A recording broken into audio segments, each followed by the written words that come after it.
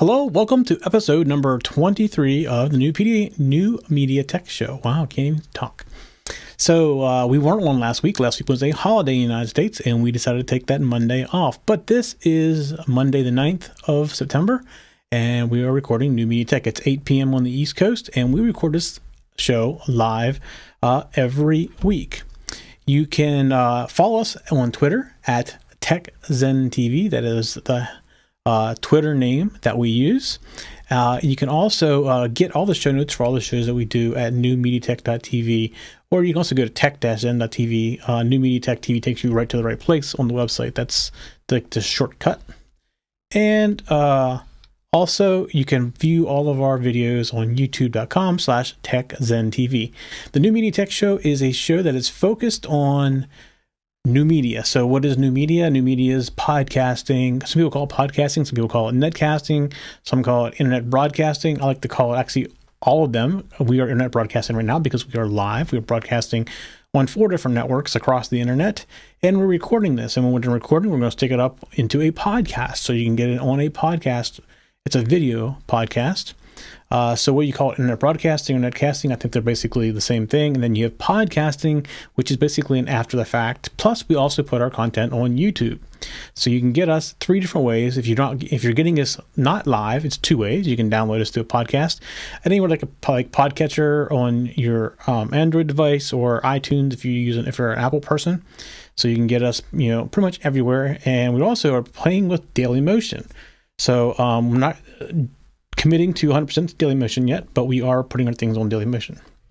So the last few weeks we've been doing this show. It's been a little bit scattered because we've been changing some things. In fact, if you look around me and you watch the show before, you see some things have changed in the studio. We're almost there. We're not quite there.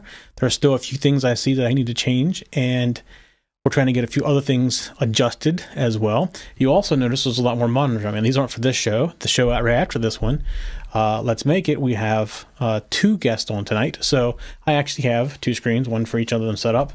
I'm a little crowded because I got this screen, and then I have my computer right here, and then I have my iPad right here for audio control. And then over here I have the chat room because I'm using the monitor up there for the chat room. Something else this week. So I have monitors everywhere. I'm a little crowded. Plus, on top of all that, I'm actually have an extra control surface. Now, I mentioned in the past that I've been making a control surface. This right now is set up in ATEM mode. So it's kind of hard to pick up and show you because it's very fragile because the plugs are temporary. In fact, I already found one wire that was loose before the show started. I had to reboot everything. So, but I basically also have 2 control surfaces here. So it's taking up a lot of space in front of me. I have part of the old control surface is sitting over there because I'm not using it, but the backup to this actual switching stuff is right here in front of me in case I actually need to use it. So far, so good. I haven't had to fall back to that one yet. So there's a lot of things happening this week, and I think a lot of it is because there's a show coming up called IBC. It's the International Broadcasting Convention, and it's actually being held in, let me see where it's being held. It actually starts it's in Amsterdam, and it starts on the 12th. They have them in different places throughout the year. I believe there's 2 of them a year, and this particular one is in Amsterdam, and this is where all the big vendors come. And this is a very big turnout for people in Europe that are doing new media broadcasting, not just new media, but real broadcasting, like over-the-air broadcasting, cable TV networks, all different kinds are there. And they call this the Inspirational Global Meeting. So I've never been to one of the IBCs. I'd like to go to an IBC at some point. I just haven't never had a chance to get to one. So that starts up, and according to the timer on their website, it's 2 days, 7 hours, and 57 minutes till the show starts. So that's coming up very, very quickly. But I think because of that, there's been a lot of announcements coming out the last week or so. And the biggest one is from Newtek. So Newtek makes a Tricaster. And if you're not familiar with the Tricaster, if you do new media now and you do video, you probably have some way of recording your video or switching your video, like using either a Wirecast. If you're going to hardware solution, using like a Blackmagic ATEM or something similar to that. But Newtek is a hardware-based solution, but it runs a Windows embedded operating system, and the software is all on Windows, and it has all the stuff in the one box. So the one box takes your video inputs. It can do all your lower thirds. It can do your videos. It can record. It can stream. It can do everything that you need to do a production, all in one box. So they've come out with new models now. Their high-end model, the 8000, hasn't changed, so that one didn't change at all. But the 850 they had is now an 860, and the 8 is for 8 inputs. And it's an 8ME, so what they consider an ME is basically a switch bus. So that one input can be a physical input plus a bunch of virtuals on top of it. So it could be a green screen or whatever, and it's all inside that one input. And they can switch 8 of those inputs. Let's see. And I believe that one actually starts. Here's the kicker for all this, and why I would love to have Tricaster, but the cost to have a Tricaster is very high. The 860 8 input one is about $25,000. And that doesn't include the control surface, I don't think, for that price. It may, but I don't think it does. And the control surface is like $9,000. So you can kind of get an idea of the cost and why the typical new media broadcaster that runs out of their home or their office probably doesn't have one of these. However, that is 8 inputs. Most people don't need 8 inputs.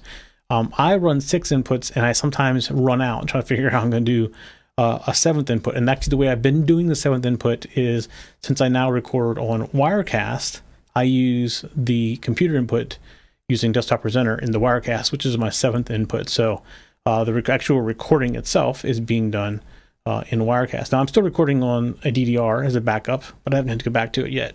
If I did, I'd have to recreate the desktop because I'm not recording that anywhere on the DDR.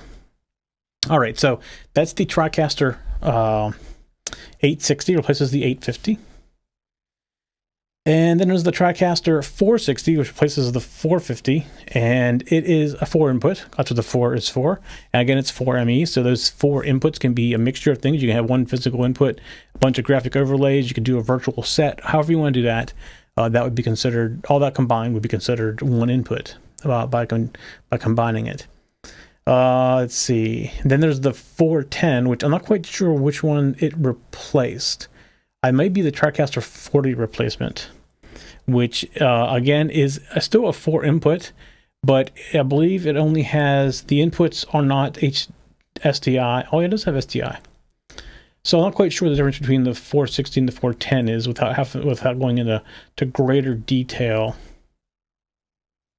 So maybe they didn't replace the Tricaster 40, because the Tricaster 40's inputs are all analog inputs, not SDI.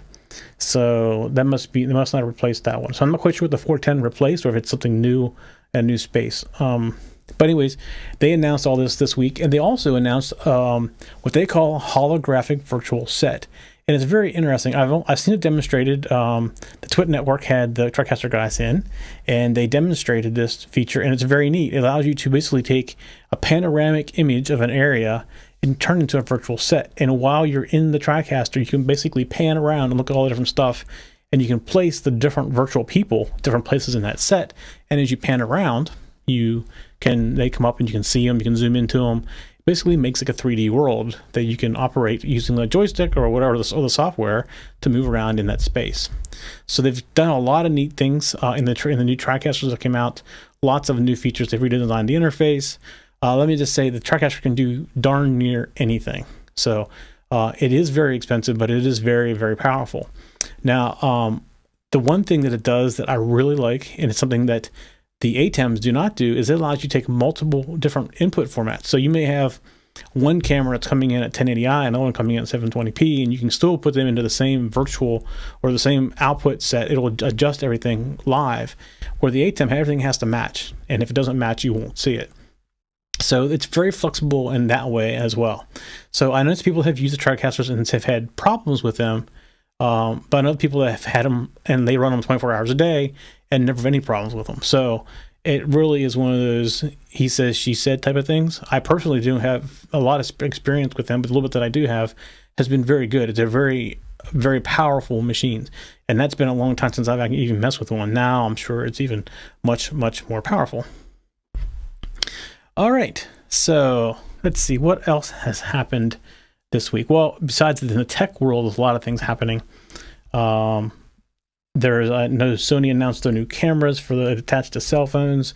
Very interesting. That may be something for a new media type person as well. And let's see what else has happened this week. I have my news list right here. So like I said, IBC is a lot of things being announced at IBC. People are that's where the announcements actually happened. I was surprised to see that Newtek actually came out ahead like that and put it out there. But let me just give you a quick list here of just some of the exhibitors that are there. All right, so let's go down through the list here. It's a very, very long list. Just the first page alone is all A's. And some people I've never even heard of, but they're like EdTech Digital, Adobe's going to be there, obviously, all their stuff. There's lighting companies, ADB Lighting Technologies is there. Actel is there. AccuWeather is there. Accenture is there, which is a little odd. I didn't know they did video stuff.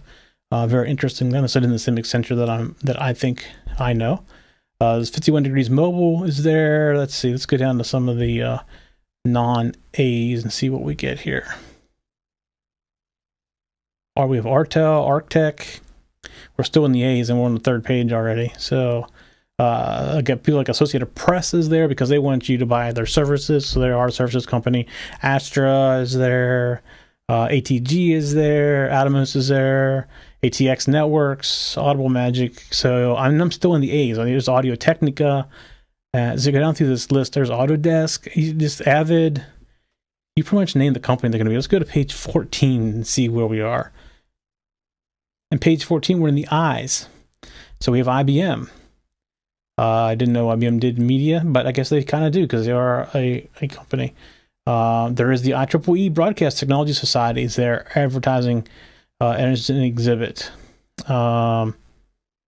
Imagine products, Imagineer Systems, IndyCam, Infomirror is there, Infosat, Inmarsat, Intel. So I mean, as you can see, it's a long list of all kinds of companies that are media type companies. So if you're going to IBC, and I'd like to hear from you and kind of hear what you think about what you saw at IBC. So if you're going to IBC, send me an email and let me know what your thoughts were on the IBC show. Wish I was going myself, but unfortunately this year I'm not going along. All right. So that is the big news for the week. It is the IBC, the Newtek announcement. I'm sure you probably heard Microsoft bought Nokia. So if I know a lot of people who do their shows off of Nokia phones, I don't know what this is going to do for them. So that's something to keep out. Tomorrow is the big Apple announcement, which we've been preparing for because, well, not only do we use a lot of Apple products, but we do report on tech news as well. And tomorrow is the big Apple release date, and we're looking forward to the keynote and what comes out of that tomorrow. Of course, we're pretty sure it's an iPhone and our two new sets of iPhones and all that stuff, but we're hoping maybe we find out more about when the next Macs come out or the next iPads as well.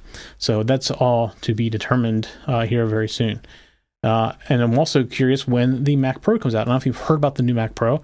People are calling it a trash can because it is round and very small and reminds you of a trash can. It really does. But the power that's in that thing is pretty darn amazing. People are complaining because you can't add cards to it, but the way Apple has been doing expansion, like even on the my MacBook Pro, my Retina, I have two Thunderbolt displays. I can pretty much do anything with them. Two Thunderbolt ports, and the new ones are on the Mac Pro are 20 gigabits a piece, and there's 6 of them. So you can pretty much expand any way you want. If you wanted a drive array on the outside, you can get a 20 gigabit per second Thunderbolt drive array that's bigger than you're ever going to need. You can do more than one of those. Daisy chain them together or whatever, and they can do, I think, 4K displays. So it's a very, very powerful machine.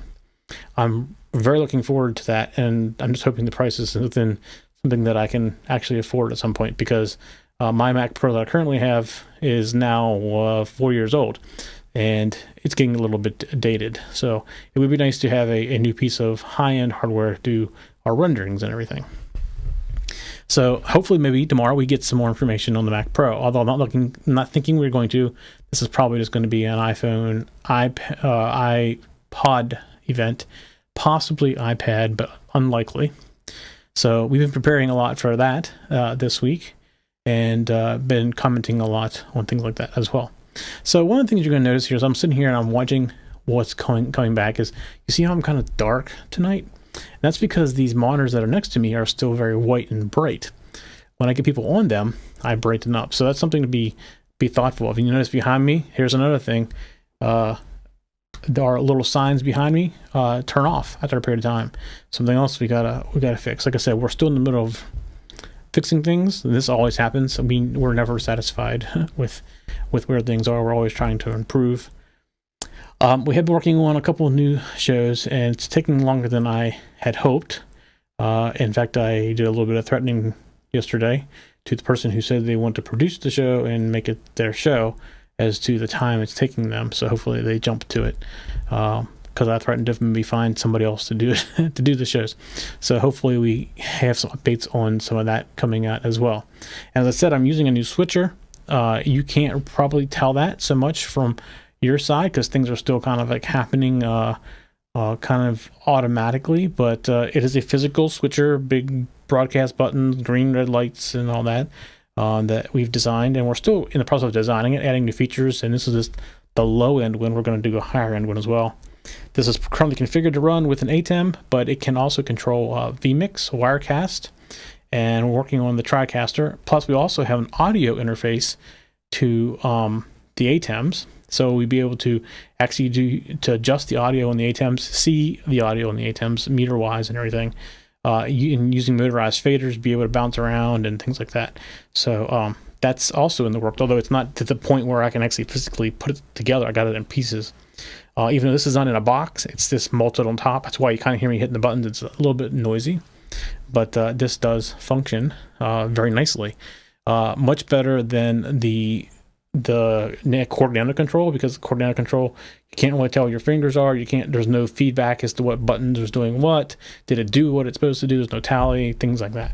So we also now have a tally interface, although that's not on the camera. I just mentioned that before the show started. I should have taken the LEDs and taped them on top of the camera so I would know which camera to look at, because I do have a bad habit of not looking at the right one. And that's just because even though I see in front of me what's live on the screen, I know this camera right here is live right now, and I'm not that one over there. I just have the habit of not looking at the screen and keeping an eye on the camera.